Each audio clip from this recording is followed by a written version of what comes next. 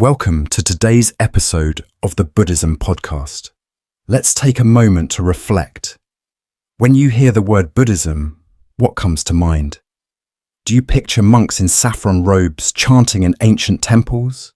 Do you think of statues of the Buddha, incense burning, and deep meditation? Maybe you imagine a life of strict rules, detachment, and renouncing the world. But what if I told you that's not really what Buddhism is about? Buddhism is one of the most misunderstood spiritual paths in the world.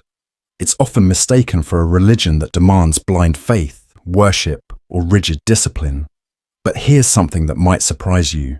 The Buddha never wanted to be worshipped. He wasn't a god. He wasn't a savior. He was a human being, just like you and me. And his message wasn't about following dogma. It was about freedom. So here's the big question. Can you follow Buddhism without believing in the Buddha? Think about it. The Buddha himself encouraged his followers not to accept his words just because he said them. He famously told his disciples, "Do not believe anything simply because you have heard it. Do not believe in traditions merely because they are old and have been passed down. Instead, test everything through your own experience." That's a radical idea, isn't it? A teacher who tells you not to believe him blindly? In a world where so many religions are built on faith alone, Buddhism stands apart. It's not about belief. It's about realization. It's about seeing the truth for yourself. And what is that truth? At its core, Buddhism is a path of self-discovery. It's about understanding the nature of our own mind, our suffering, and ultimately, our freedom. It's not about who you worship. It's about how you see the world and experience life. So, can you practice Buddhism without believing in the Buddha? Absolutely. Because Buddhism isn't about the Buddha. It's about you. It's about the human experience. Your struggles, your joys, your suffering, your awakening. The Buddha didn't want followers. He wanted seekers. People who question, who explore, who experience life deeply and honestly. Buddhism isn't about escaping life. It's about engaging with it fully, with wisdom and compassion. You don't have to be a monk. You don't have to give up everything. You don't even have to call yourself a Buddhist. What matters is that you ask yourself, what is suffering? What is happiness? What does it mean to truly be free? If you've ever felt lost, if you've ever questioned the nature of life, if you've ever wondered why we suffer and how to break free, then you're already on the path. You don't have to believe in anything. You just have to look. This is Buddhism, not as a religion, not as a belief system, but as a way of seeing reality clearly. So, are you ready to see for yourself? Stay with me, because in this episode, we're diving deep into what the Buddha really taught, why his wisdom is still as powerful today as it was 2,500 years ago, and how his teachings can help you. Not as a Buddhist, not as a believer, but as a human being. Let's begin. Imagine this for a moment. If the Buddha were to return today and walk through temples filled with golden statues of him, where people bow, light incense, and pray for miracles, what do you think he would say? Would he be pleased? Would he smile at the devotion? The answer, surprisingly, is no. The Buddha never wanted to be worshipped. He wasn't here to be a religious figure, to have temples built in his honor, or to collect followers. He wasn't interested in faith for the sake of faith. He was here for one reason: to help people wake up. Because Buddhism isn't about rituals, statues, or prayers. It's about seeing clearly. It's about understanding reality for what it is, not for what we wish it to be. One of the most profound teachings that the Buddha ever gave is found in the Kalama Sutta. In it, he told people something truly radical. Do not believe anything just because someone tells you to. Do not accept something simply because it is tradition. Do not even believe me, unless you have tested it for yourself and found it to be true. Think about how shocking this was at the time. In an age where religious leaders demanded absolute obedience, the Buddha came along and said, "Don't just take my word for it. See for yourself." That wasn't just revolutionary back then. It's revolutionary now. We live in a world where we are constantly being told what to think. Parents, teachers, the media, politicians, influencers, shutters, everyone has an opinion, and everyone wants us to follow their version of the truth. But the Buddha offered something completely different. Freedom. The freedom to question, the freedom to explore, the freedom to not just believe but to truly know. Buddhism isn't about accepting doctrines. It's about direct experience. It's about testing the teachings, seeing how they work in our own lives, and using them as tools to end suffering, not as something to blindly follow. The Buddha was not a god. He never claimed to be. He was just a human being, like you and me, who saw the truth of suffering and the path to liberation, and he dedicated his life to showing others how to find that same freedom, not through worship, but through wisdom. So, if the Buddha returned today, what would he say? Maybe he would look at the rituals, the prayers, the offerings, and gently remind us, this is not the point. The point is to wake up, to see through illusion, to let go of attachment, to live with wisdom and compassion, and most importantly, to discover the truth for ourselves. So the next time someone tells you what to believe, ask yourself, have I tested this? Have I seen it to be true? Because that's what Buddhism really is. Not faith, not tradition, but a journey into truth. And that journey begins with one simple question. What is real? Let's explore that together. The heart of Buddhism isn't about faith. It's about experience. Think about it. Every major religion asks for belief. But Buddhism, it asks for understanding, not through blind devotion, but through direct experience, through seeing the truth for yourself. Take the story of Vakali. He was a monk who adored the Buddha, so much so that he constantly wanted to be near him, just to see him, just to be in his presence. But one day, the Buddha turned to him and said something profound. He who sees my teachings sees me. He who sees me sees my teachings. What did he mean by that? He meant that he, as a person, wasn't important. What mattered was the path, the wisdom, the truth he discovered. The Buddha didn't want admiration. He wanted people to wake up. He wanted them to understand reality, to free themselves from suffering. And that's why true Buddhism isn't about devotion. It's about understanding. Here's the thing. Modern science is now proving what the Buddha taught over 2,500 years ago. Neuroscience and psychology tell us that meditation can literally reshape the brain. Mindfulness can lower stress, increase focus, and make us more compassionate. Self-awareness can help us break destructive patterns and live with more wisdom. But the Buddha knew this long before science did. He didn't need brain scans or research papers to see that the mind, when trained, becomes sharper, clearer, and more peaceful. He saw through direct experience that suffering isn't something we're doomed to live with. It's something we can understand and let go of. And here's the beautiful part. You don't need to believe in anything supernatural for Buddhism to work. You don't have to believe in reincarnation. You don't have to believe in karma in the mystical sense. You don't even have to call yourself a Buddhist, because the teachings still work. They're practical, they're logical, they're grounded in direct experience. That's why so many people today embrace secular Buddhism, focusing on mindfulness, wisdom, and ethical living without religious rituals. It's not about bowing to statues or chanting in a foreign language. It's about seeing how these teachings apply to you in your daily life, right now. So ask yourself, what causes my suffering? What attachments keep me stuck? What would happen if I let them go? Buddhism isn't about following rules. It's not about faith. It's about discovering through your own experience what leads to freedom. And that's something you don't have to believe in. You just have to see it for yourself. So, are you ready to look? Buddhism isn't about belief. It's about one thing, reducing suffering. The Buddha didn't sit under the Bodhi tree searching for divine visions or supernatural powers. He didn't seek enlightenment to create another religion, another set of rules, or another tradition for people to follow blindly. He did it for one reason, to understand suffering, to see where it comes from, why it controls us, and most importantly, how to end it. And here's what he realized. Suffering isn't something we are doomed to endure. It's something we can overcome. Take the story of Sunita. He was a street sweeper, one of the lowest positions in ancient India. Society saw him as nothing, as less than human. People avoided him. They ignored him. He was born into extreme poverty, and no one ever expected him to be anything more than that. But one day, he saw the Buddha walking with his monks.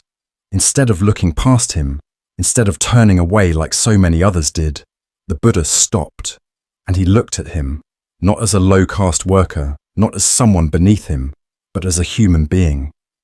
Sunita was overwhelmed. No one of high status had ever acknowledged him before, let alone treated him with kindness. He bowed and stepped aside, ashamed of his status, afraid that someone like the Buddha wouldn't want to be near someone like him. But the Buddha didn't walk away. Instead, he spoke to Sunita with the same warmth, the same compassion he showed to kings, scholars, and noblemen. He told him something that would change his life forever. Your birth does not define you. Your background does not limit you. The only thing that matters is the path you walk. And with that, Sunita became a monk. He trained his mind. He followed the path. And over time, through deep practice and understanding, he reached full enlightenment. This is one of the most powerful truths of Buddhism. Awakening isn't about status. It isn't about intelligence. It isn't about who you were yesterday. It's about what you do today. The Buddha never taught that enlightenment was reserved for the privileged, the educated, or the powerful. He taught that it was possible for anyone willing to look deeply into themselves, to understand their suffering, and to free themselves from it. And here's the key. This path isn't about believing in something external. It's about working with what's inside you. Buddhism isn't asking you to believe in dogma. It's asking you to examine your own mind. Where does your suffering come from? What are you attached to? What fears, desires, and illusions keep you trapped?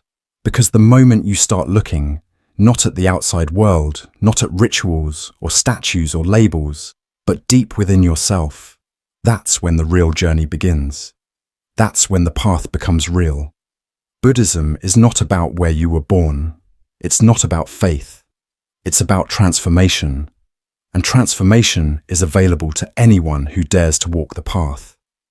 So the real question is, are you ready to take the first step? You don't have to be a monk, nor do you need to live in a monastery to embrace the wisdom of Buddhism. These teachings are meant for real people, people like you and me, navigating the chaos of modern life. So, how do we apply them? Let's start with something simple. Imagine you're stuck in traffic. Horns are blaring, people are impatient, and you feel that familiar frustration rising inside. Normally, you might react, maybe with anger, maybe with stress. But what if instead you just observed? Take a deep breath. Notice how the tension builds up in your chest. Feel the way your thoughts race, your emotions swirl. And then, let it be. No judgment, no resistance, just awareness. This is mindfulness, one of the core principles of Buddhism. It's not about controlling your emotions. It's about seeing them clearly, without being consumed by them. Now, let's talk about something we all struggle with, dealing with difficult people. Maybe it's a coworker who always seems to criticize you. Maybe it's a family member who just doesn't understand you. It's easy to respond with frustration or even resentment. But what if, instead of reacting, you paused? What if you asked yourself, what might they be going through? Buddhism teaches us compassion, not just for those we love, but for everyone, even those who hurt us. Because the truth is, pain creates pain.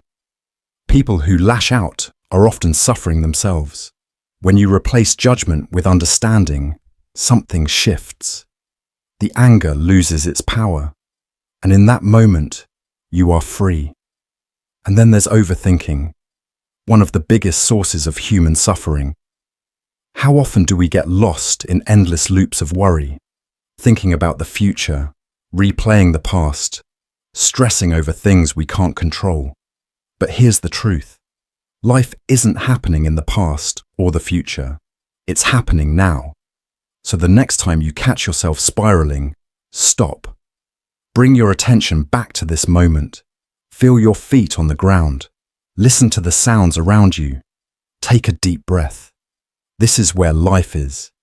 And when you truly live in the present, peace becomes possible. Buddhism isn't about escaping life. It's about engaging with it fully, with awareness, with compassion, with presence. You don't have to change who you are. You just have to wake up to what already is. And that is the beginning of freedom. The Buddha's final words before he passed away were simple, yet profound.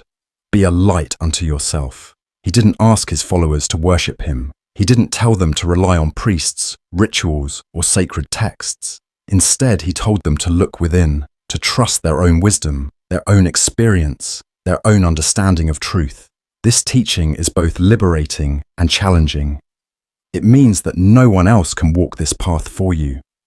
No teacher, no book, no ceremony can replace the work that must be done within your own heart and mind. And yet, this is where true freedom begins.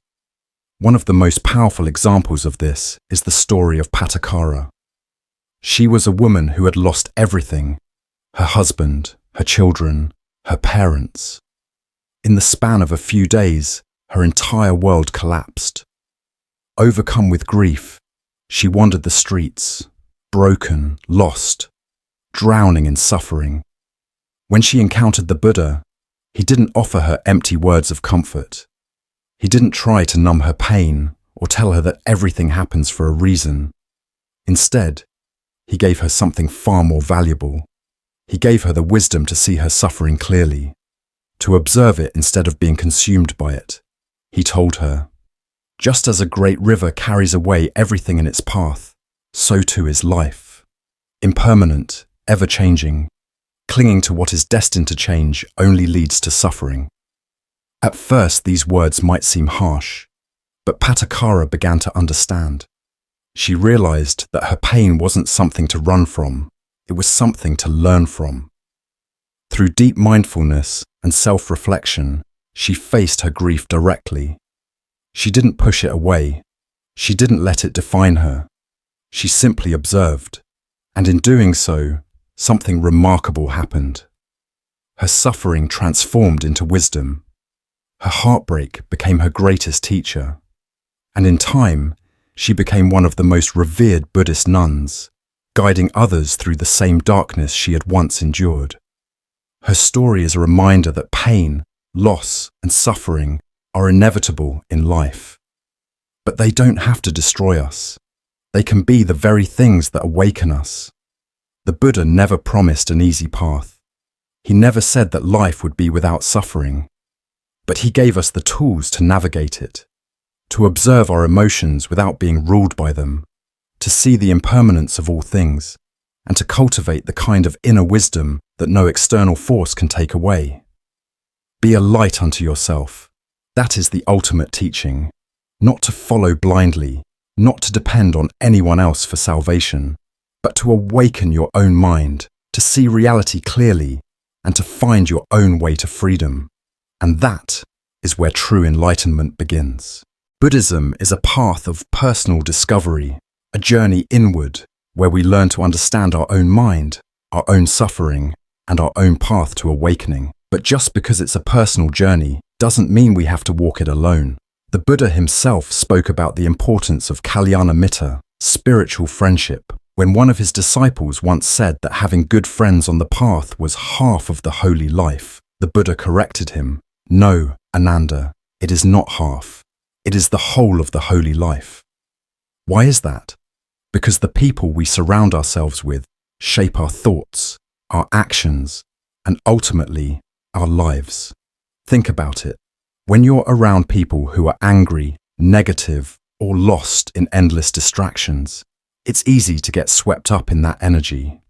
But when you're surrounded by those who seek wisdom, who practice kindness, who value mindfulness, it becomes easier to stay on the path.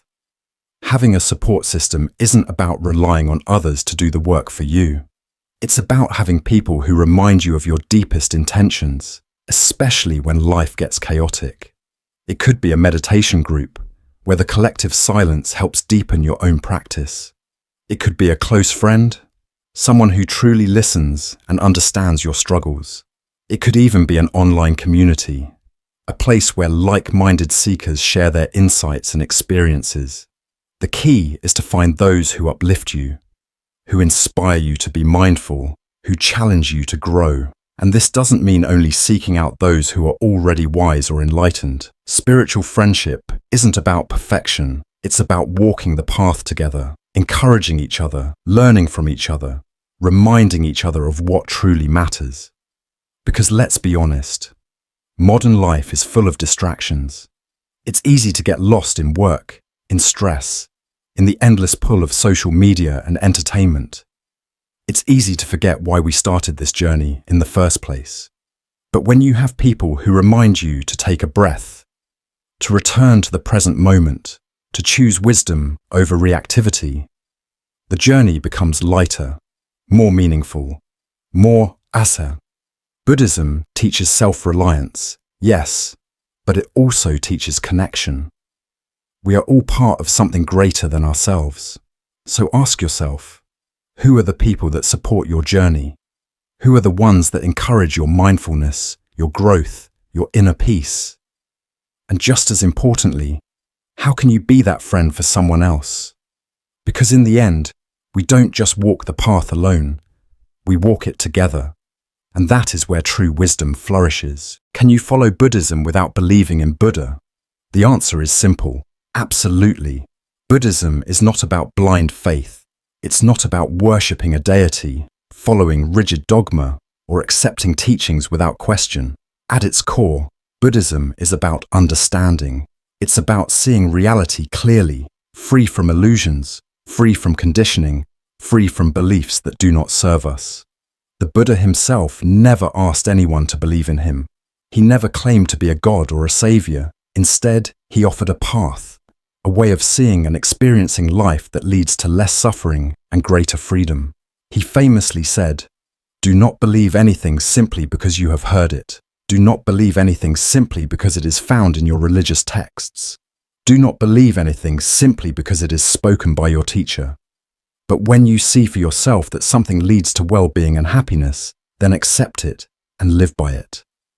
This is what makes Buddhism unique. You don't have to believe. You have to explore.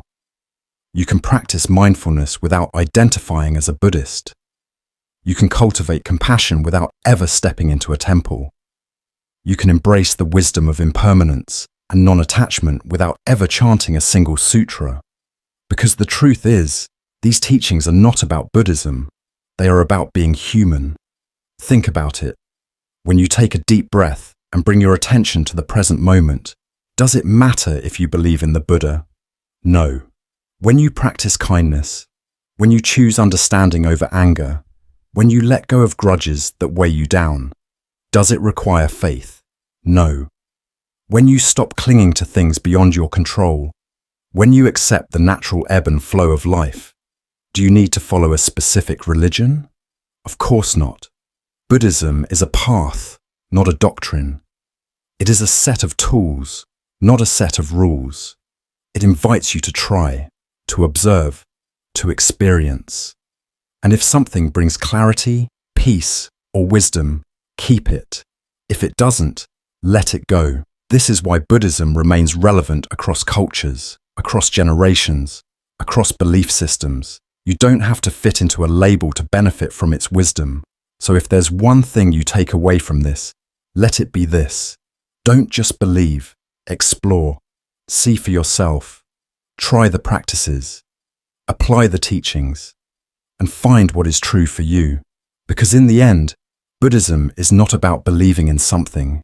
It's about waking up to yourself, to life, to the nature of reality. And that is true freedom. If you found this discussion valuable, share it with someone who might need a fresh perspective on spirituality.